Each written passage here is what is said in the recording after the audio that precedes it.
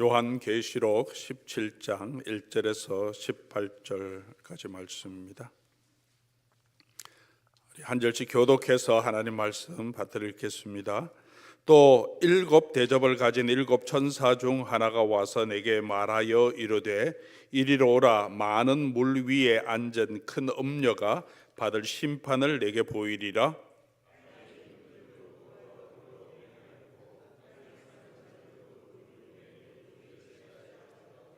그 성령으로 나를 데리고 광야로 가니라. 내가 보니 여자가 붉은 빛 짐승을 탔는데 그 짐승의 몸에 하나님을 모독하는 이름들이 가득하고 일곱 머리와 열 뿔이 있으며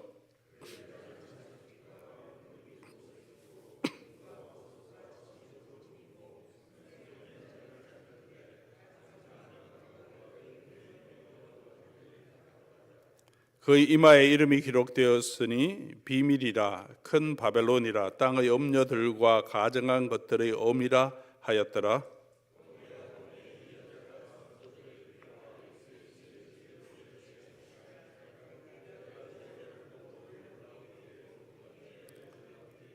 천사가 이르되 왜 놀랍게 여기느냐. 내가 여자와 그 탄 일곱 머리와 열 뿔 가진 짐승의 비밀을 내게 이르리라.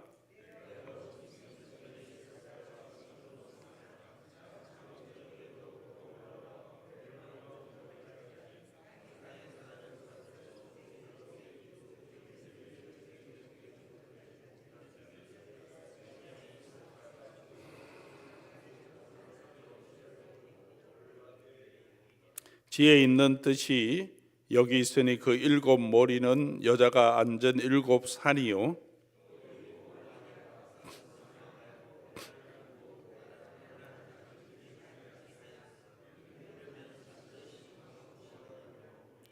전에 있었다가 지금 없어진 짐승은 여덟째 왕이니 일곱 중에 속한 자라. 그가 멸망으로 들어가리라.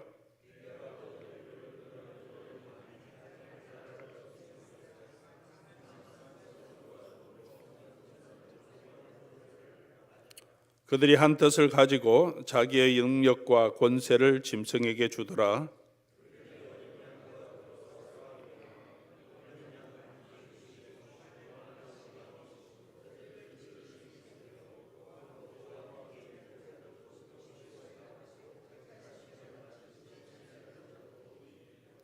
또 천사가 내게 말하되 내가 본 바 음녀가 앉아 있는 물은 백성과 무리와 열국과 방언들이니라.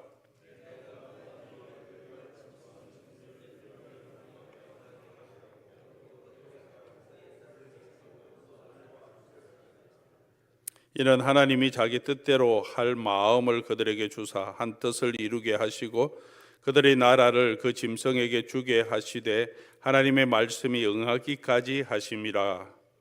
또 내가 본 여자는 땅의 왕들을 다스리는 큰 성이라 하더라. 아멘. 같이 한번 기도하겠습니다.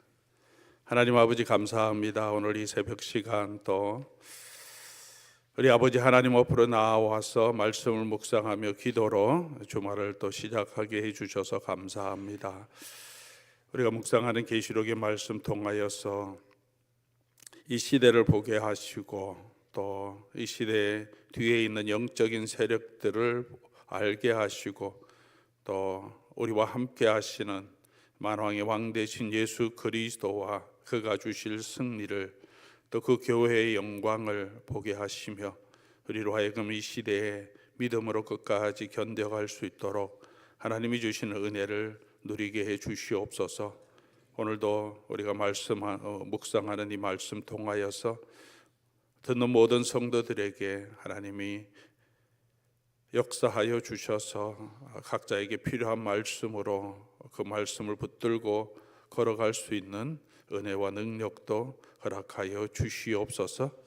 우리 주 예수 그리스도의 이름으로 기도드립니다. 아멘. 이제 계시록 묵상의 후반부 마지막 피날레로 우리 들어가고 있습니다. 17, 18, 19 이제 이 땅에 있는 마지막 세력들에 대한 하나님의 심판이 임하는 모습을 보여줍니다. 오늘 본문은 17장 나와 있는 1절에 나와 있는 대로 일곱 대접을 가진 일곱 천사 중 하나가 와서, 이전에 일곱 대접을 가진 그 천사들은 일곱 대접을 쏟았던 마지막 심판이라고 하는 일곱 대접을 쏟았던 그 심판에 함께한 그 천사가 이제 다른 새로운 환상을 보여주는데, 1절 보니까 물 위에 앉은 큰 음녀가 받을 심판을 보여준다, 그렇게 말하고 있습니다. 그리고 17장 전체의 내용은 이 음녀에 대한 이야기를 우리에게 보여주고 있습니다.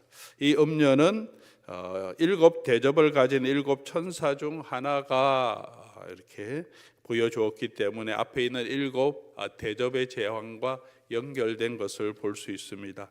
특별히 일곱 이 대접 심판이 마지막 심판이라고 말씀하셨고, 이 마지막 심판 때 이 땅에 있는 모든 하늘과 또 물의 근원들, 바다 또 땅의 물의 근원들, 이 땅에 하나님의 심판이 내리고 이 땅에서 하나님을 대적하는 자들이 아마겟돈이라는 곳에 모여서 하나님을 대적하려고 할 때 일곱째 천사가 와서 이 땅에 있는 나라를 심판하는 내용이 나옵니다.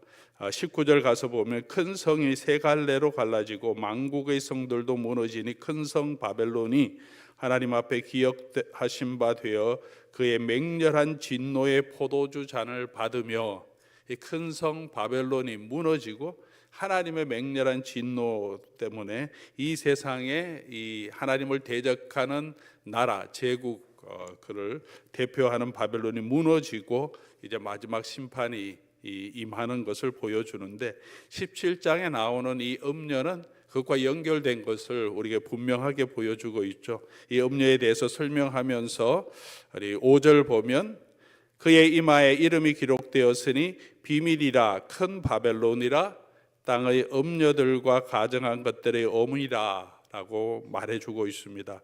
18절에도 또 내가 본 그 여자는 땅의 왕들을 다스리는 큰 성이라 이렇게 말해주고 있습니다.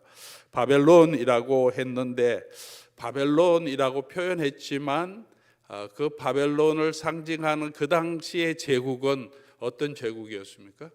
교회와 성도를 박해하고 있던 로마 제국을 의미합니다.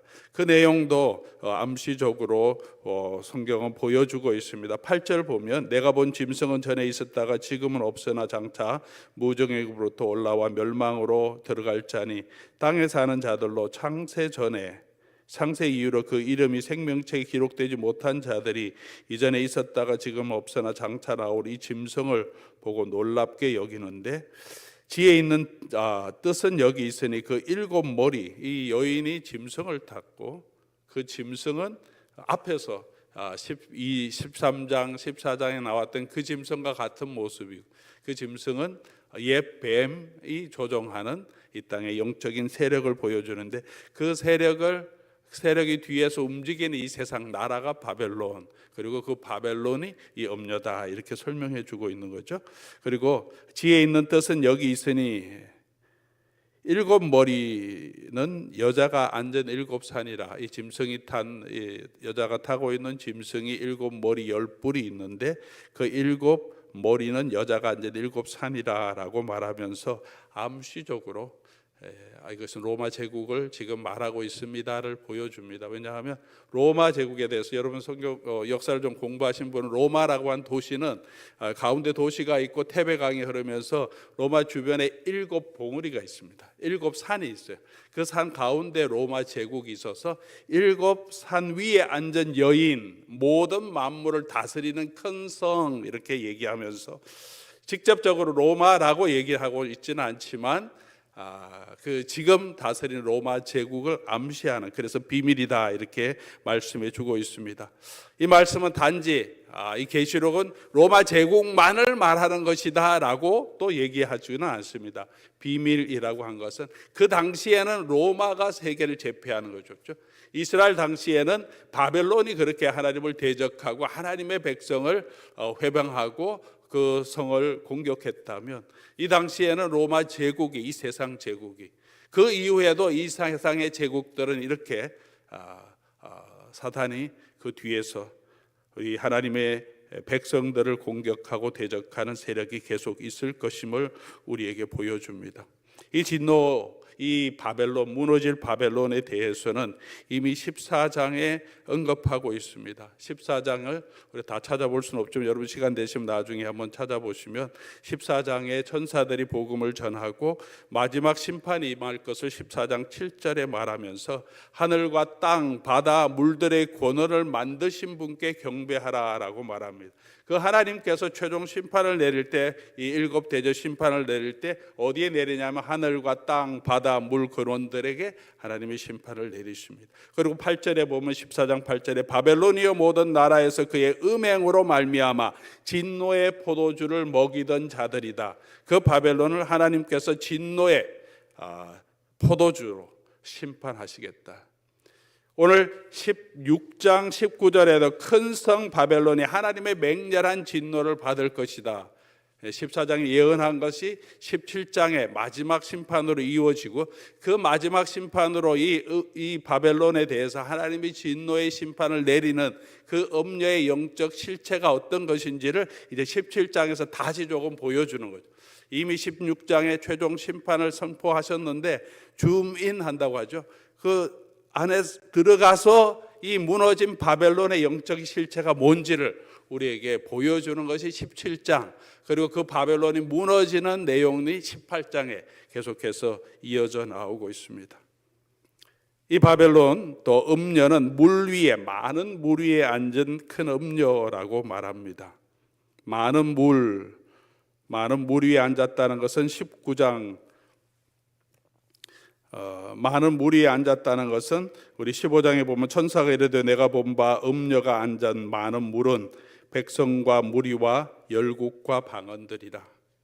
많은 물이라고 하는 것은 이 모든 땅의 백성, 방언, 사람들이라고 합니다.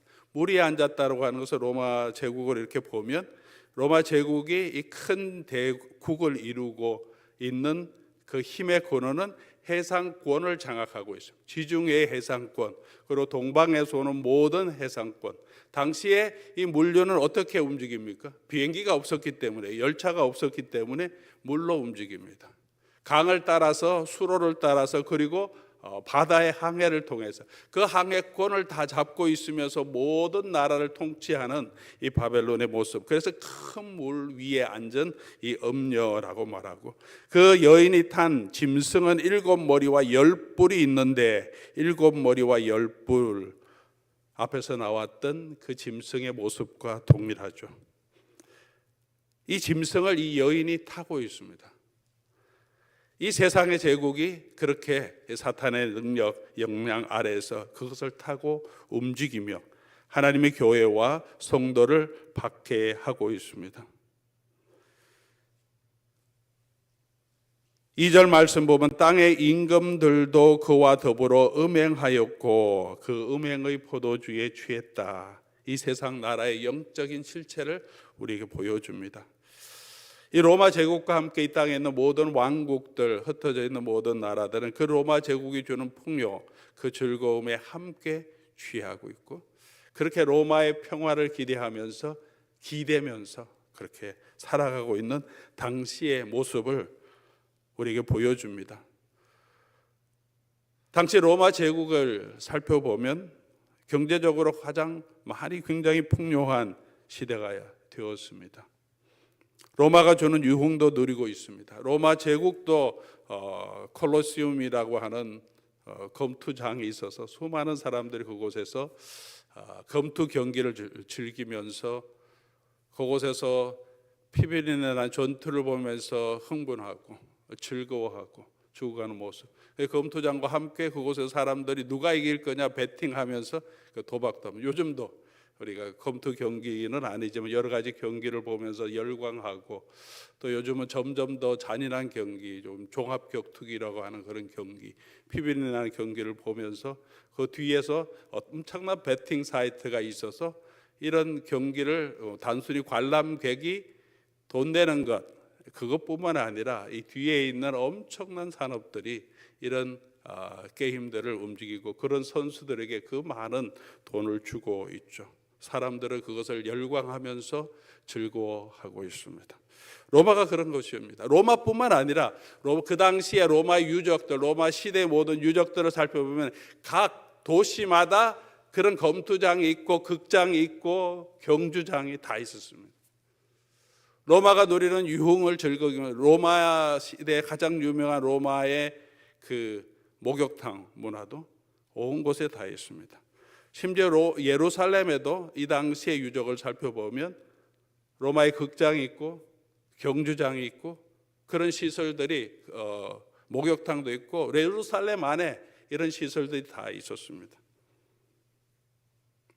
폼페이 유적을 우리 가서 보면 당시에 이제 79년에 화산이 나서 이 폼페이라고 하는 지금 나폴리 바로 옆에 있는 아주 아름다운 도시였는데 완전히 재덮여서 로마 시대에 있었던 그대로 흙에 묻혔다가 이제 16세기에 이게 발굴되고 지금까지 계속 발굴하고 있는데 당시의 로마 제국의 모습을 그대로 볼 수 있는 모습인데 굉장히 아름답고 정말 좋은 그런 도시의 모습을 보여주는데 좀 충격적인 것은 이 폼페이의 거리들을 보면 길거리 메인 거리에 이렇게 가다 보면 거리의 돌에 이렇게 동물 사인이 있는 것이 있어요. 동물 사인이 이게 왜 있느냐 해도 그 동물 사인들을 이렇게 따라가다 보면 큰 집이 나오는데 학자들이 말하기를 이 동물 사인이 나오는 것은 수간을 하는 곳이네. 그곳에 따라가서 가면 그곳에서는 사람과 하는 것이 아니라 그런 것도 너무 많았지만 사람과 하는 것이 아니라 수간을 하는 곳까지 있었다 그렇게 말합니다. 로마 시대에 그런 술, 유흥, 음악이 너무나 많이 퍼져 있었죠. 우리가 너무나 잘 압니다. 동성애도 많이 유행한 것으로 알고 있고 사도 바울 로마서를 기록하면서 이미 이런 행위를 하는 사람들은 그 상당한 보응을 받았다라고 앞으로 받을 것이 아니라 지금 이미 받았다라고 할 정도로 이런 동성애를 통해서 나타난 여러 가지 성적인 질병들이 만연하다는 것을 이미 모든 사람들이 알고 있을 정도였죠. 다른 역사서에는 로마를 흐르는 테베강 주변에는 태아와 유아의 시신으로 많이 덮여 있다. 좀 과장되어 있겠지만 문란한 성관계로 인하여 원치 않은 임신을 했을 경우에 그 태아들 그곳에 그냥 갖다 버려서 그곳에 그렇게 많은 사산을 하거나 유산을 하거나 버려진 아이들이 있다.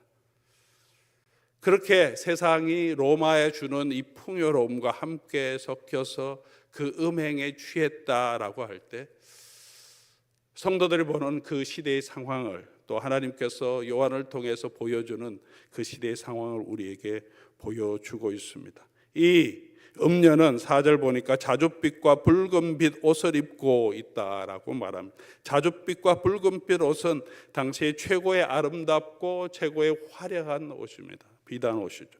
요즘으로 말하면 명품 브랜드의 옷을 입고 사치를 하고 또 그 손을 보면 무엇을 들고 있습니까? 진주, 보석, 금, 손에 금잔을 가지고 가증한 물건과 그 음행에 더러운 것들로 가득하게 사치하고 또 그런 부요를 즐기며 그 음행을 즐기고 있는 모습을 우리에게 보여줍니다. 이것은 당시 로마 제국의 모습만은 아니고 이 세상 제국의 영적인 모습, 이 세상 나라의 영적인 모습임을 우리에게 보여줍니다. 시대를 다 거슬러 설명할 수는 없겠지만 지금 미국의 모습은 어떻습니까? 세상에서 가장 강대한 미국이라고 하는 미국의 모습은 어떻습니까? 이 미국이라는 나라, 세상 제국의 뒤에서 어떤 역사들이 일어나고 있습니까? 우리는 이렇게 큰 사치함, 부요함을 즐기고 그것을 자랑하며 또 그 풍요를 즐기고 있지는 않습니까? 소상공인들은 지금도 경제 불황에 허덕이는 부분이 많지만 그럼에도 불구하고 온갖 프로스포츠 또 섹스 산업은 불황이 없을 정도로 계속 이어지고 있습니다. 돈 많은 사람, 권력 있는 사람들이 즐기는 섹스, 마약, 파티에 대한 이야기는 어제 오늘의 이야기가 아닙니다. 지금도 미국이 떠들썩하게 하고 있는 앱스타인 파일이라는 것이 있습니다. 여러분도 뉴스를 통해서 잘 알겠지만 부유층들이 어떤 사치와 향락과 음행을 즐기는지, 이 앱스타인은 사람이 성매매를 알선하고 주관하는 거죠. 그런 파티에. 근데 성매매를 알선하는데 그냥 성매매만 한 것이 아니라 미성년자들을 골라서 이런 부유층들에게 보내줬다는 거죠. 그 리스트가 있느냐 없느냐, 이게 지금 큰 논란이 되고 있고, 더 큰 논란은 미국의 대통령이 거기에 리스트에 포함되어 있느냐 안 됐느냐, 왜 밝히지 않느냐, 이것으로 지금 논란되고 있습니다.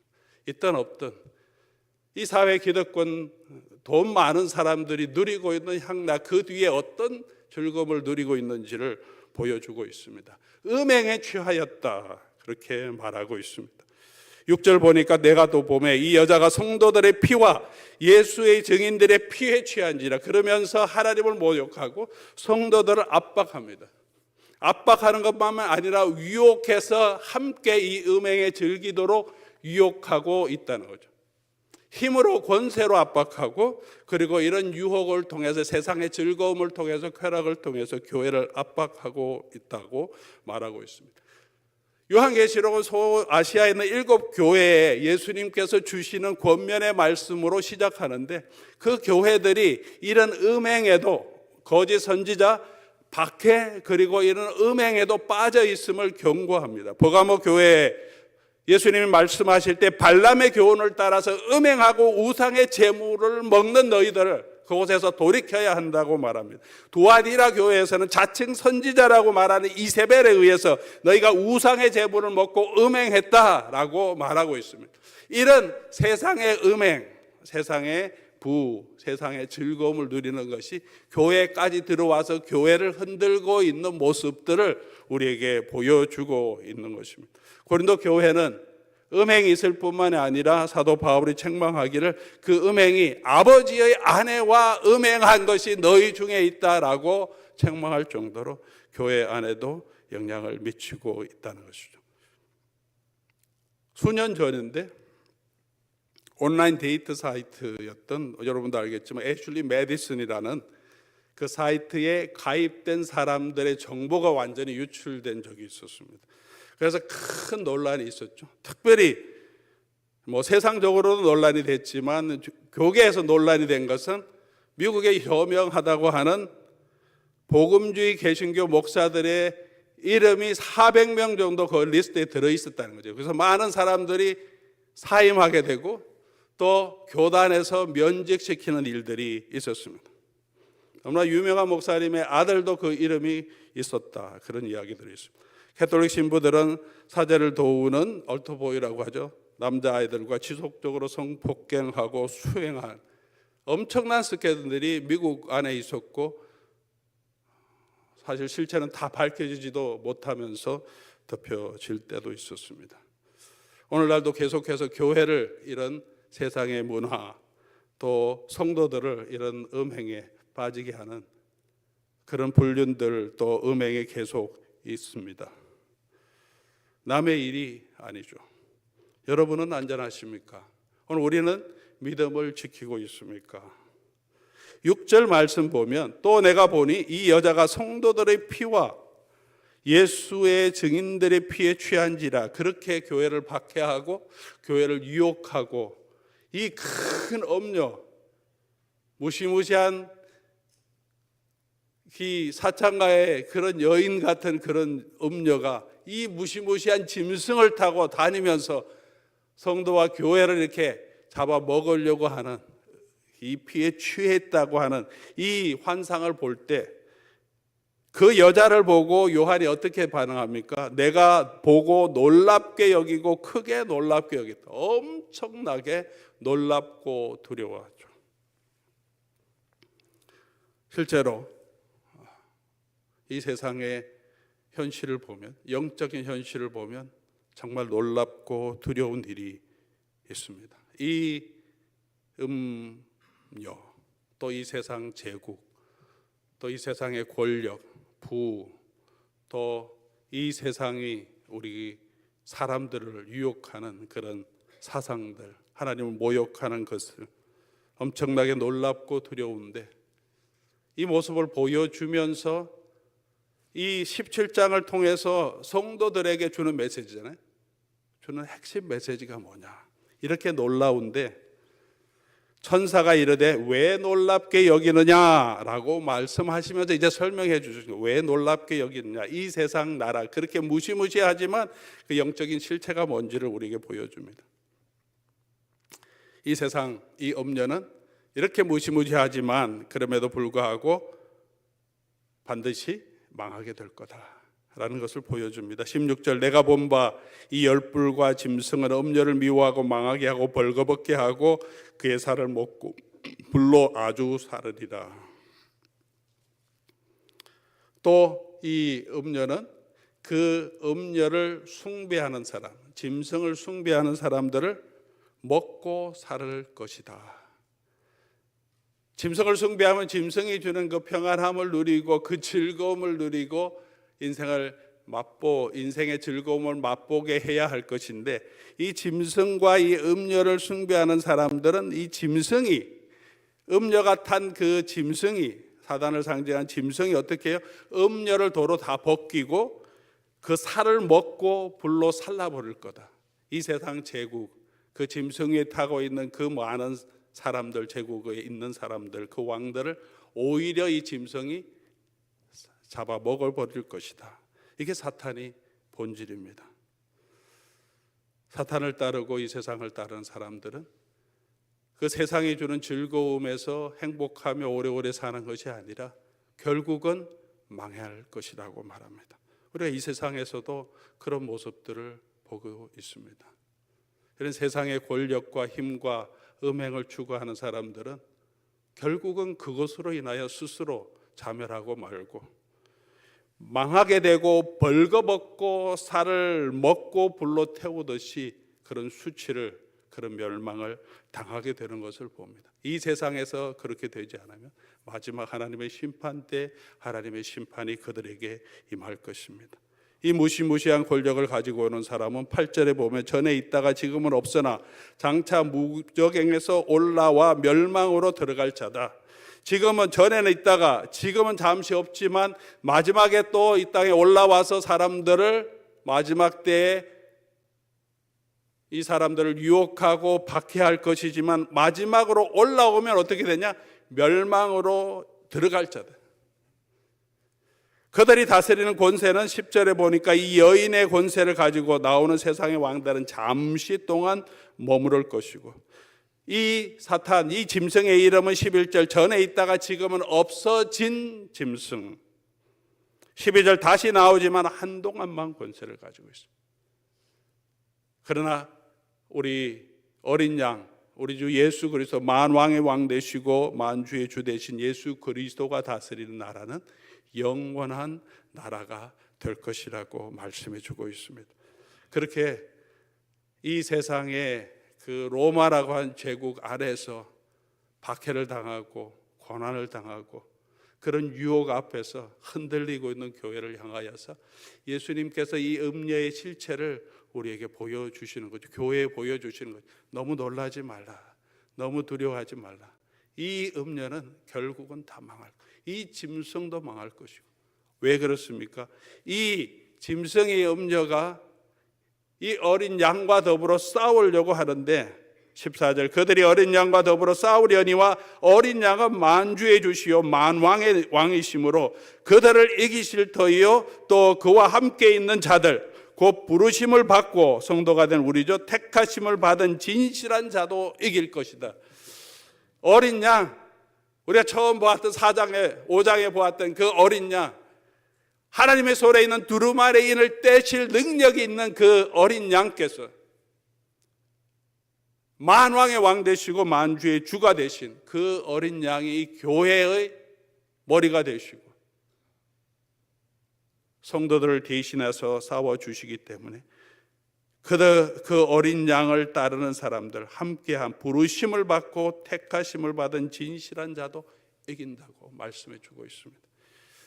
사랑하는 성도 여러분, 우리의 이 영적인 전쟁에서 우리는 이길 것입니다. 우리의 힘으로 이기는 것이 아니라 만왕의 왕 되시고 만주의 주가 되시는 어린 양, 다윗의 사자가 저와 여러분과 주의 교회를 붙들고 있기 때문에 그렇습니다. 그러므로 우리가 이 세상 나라, 이 세상 나라의 영광, 권세, 부요함, 그 나라가 주는 음행의 이 즐거움에 빠지지 말고 오늘 이 말씀처럼 신실한 자들, 예수 그리스도의 증거를 가진 자들, 예수 그리스도를 따라가는 그런 성도로 끝까지 우리가 이 믿음 안에 서 있을 것을 오늘 이 본문은 우리에게 권면하고 있습니다. 성도들의 믿음과 인내가 여기 있다고 계시록은 계속해서 말씀해 주고 있습니다. 아무리 좋아 보여도 이 세상의 모든 부여도 결국은 다 무너질 때가 있습니다. 이 세상에서 우리가 누리는 행복도 즐거움도 다 무너질 때가 있습니다. 오히려 그런 것을 추구하다 보면 엄청난 해를 받을 수 있습니다. 그러나 힘들고 어렵지만 예수 그리스도를 향한 믿음을 가지고 그 믿음의 순결을 지키고 있는 자들은 그 어린 양과 함께 우리도 이기게 될 것입니다. 이기는 자에게는 하나님의 나라에 들어가고 그 나라에 있는 연류관을 예수 그리스도와 함께 철장으로 모든 땅을 다스리는 권세를, 생명의 만나를 먹게 하시겠다, 하나님의 집의 기둥이 되게 하시겠다, 이기는 그들에게 약속해 주셨는데 어린 양과 함께하는 택함 받은 성도들은 이기실 것이라고 약속해 줍니다. 이스라엘 백성이 블레셋과 전쟁할 때 골리앗이라고 하는 엄청난 이 짐승 같은 장수가 하나님을 모욕하는 이름으로 계속해서 수일 동안 이스라엘과 하나님을 모욕할 때 모두가 두려워서 우리 다 졌다, 이길 수 없다고 할 때 그 전장에 누가 옵니까? 다윗이라고 하는 사람이 옵니다. 하나님의 기름 부음 받은 다윗이 옵니다.